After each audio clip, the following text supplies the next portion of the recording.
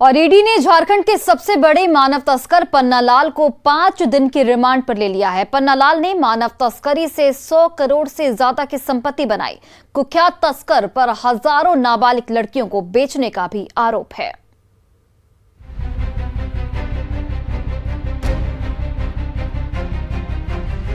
झारखंड के सबसे बड़े मानव तस्कर पन्नालाल को ईडी ने 5 दिनों की रिमांड पर ले लिया है।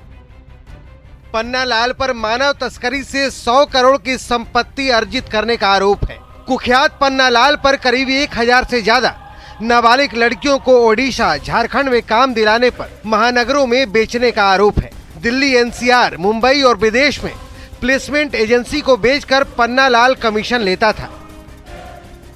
इसी कमीशन के आधार पर उसने करीब 100 करोड़ से ज्यादा की संपत्ति कई शहरों में बनाई है। इस अपराध में उसकी पत्नी की भी महत्वपूर्ण भूमिका रही है। आरोपी पन्नालाल को एनआईए के कस्टडी के बाद न्यायिक हिरासत में जेल भेज दिया गया था। इसके बाद अब ईडी ने इसे रिमांड पर ले लिया है। आइए आपको बताते हैं कि कौन है पन्नालाल, कैसे उसने करोड़ों की संपत्ति अर्जित की। 100 करोड़ का मालिक है मानव तस्कर पन्नालाल। रांची, खूंटी और दिल्ली में है पन्नालाल की अचल संपत्ति। दिल्ली में पन्नालाल की 3 प्लेसमेंट एजेंसियां हैं। झारखंड के कुख्यात मानव तस्करों में एक है पन्नालाल। जेल में रहने के बावजूद पन्नालाल मानव तस्करी का रैकेट चलवा रहा है। पन्नालाल के खिलाफ 19 एफआईआर दर्ज है। पन्नालाल पर झारखंड की बेटियों का सौदा करने का आरोप है।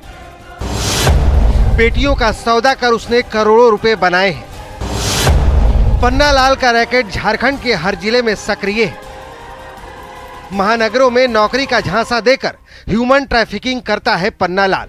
प्लेसमेंट एजेंसी के जरिए लड़कियों के सौदा करने का आरोप भी है।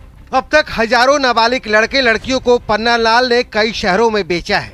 पन्नालाल ने कई लड़कियों को वेश्यावृत्ति के धंधे में धकेला है। अब 5 दिनों के रिमांड पर लेने के बाद ईडी पन्नालाल से पूछताछ करेगी।